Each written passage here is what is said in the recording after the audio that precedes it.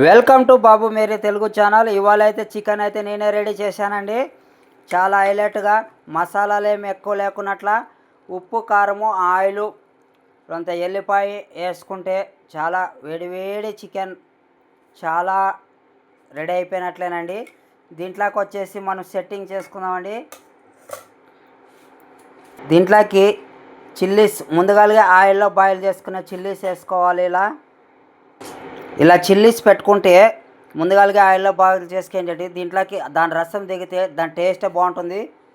పప్పుచారు చేసినప్పుడు నంచుకోవడానికి సైడ్ టిప్స్కి చాలా ఎంత తిన్నా కూడా తినాలనిపిస్తుంది.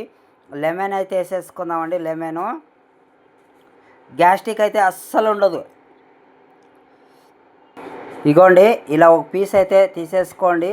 చూడండి ఎంత బాగా కుక్ అయిందో. ఆయిల్లో కారం మసాలా అసలు చాలా అద్భుతంగా ఉంది కదా. టేస్ట్ మాత్రం చాలా నోరు ఊరిపోతుంది బ్రో. కామెంట్స్ పెట్టండి.